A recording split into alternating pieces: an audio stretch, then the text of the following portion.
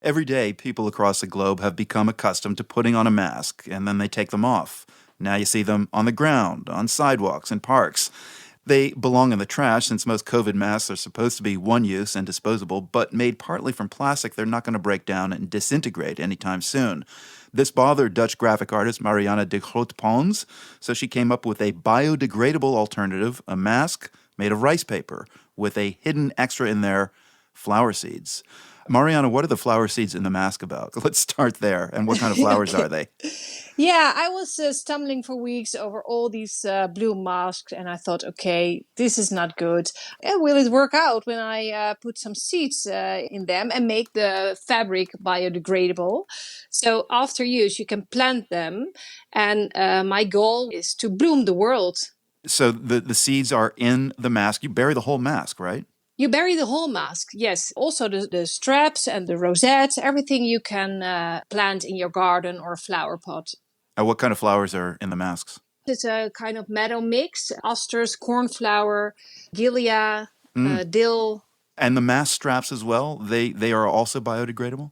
Yes, they're pure wool, so they're 100% degradable, and they're just only washed in a river, so they're not with chemicals at all. So they're just pure wool. So how effective is it at preventing the transmission of COVID? I mean, is it at the standard of like the KN95 masks? No. It's you can compare them with the homemade fabric masks. So they've not been tested. Yeah, you compare them with the homemade masks. Mm. How did you come up with this idea for a rice paper mask? I'm a graphic designer, so I'm a creative person, and all the pollution makes me really sad. So I thought we have to wear all these masks. So is it possible to do something creative with these masks so that they're not bad for Earth? And that was the start of these masks. So I was reading one of the reasons you created this biodegradable mask, that you were kind of atoning for your 10-year stint with Unilever, the British consumer goods company.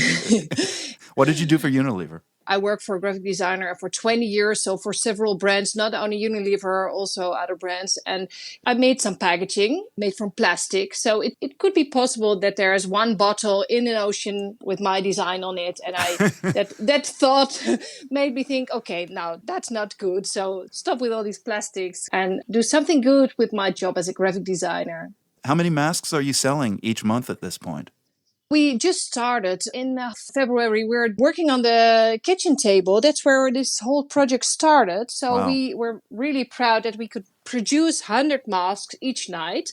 But now we are connected with a real producer. So we have 30 people working on this project. And how many have you sold in the last 2 months? In the last 2 months, we sold 50,000 masks. Wow. Yeah. That's impressive. Incredible. Yeah. I've never dreamed that it'd work out this way. I thought, okay, it's only for friends and family. But now everybody all around the world is calling me and ask me, oh, could you please send them? Mm. How much do you charge for these masks, these rice paper masks?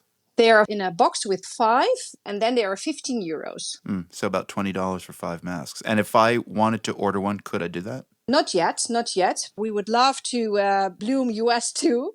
And so the US people need to be patient, but so we're working on it. Marianne de Groot-Pons is a Dutch graphic artist who has come up with a biodegradable face mask made of rice paper, and it comes with flower seeds. She's been speaking with us from Utrecht in the Netherlands. Marianne, thank you very much. Yeah, thank you very much for having me.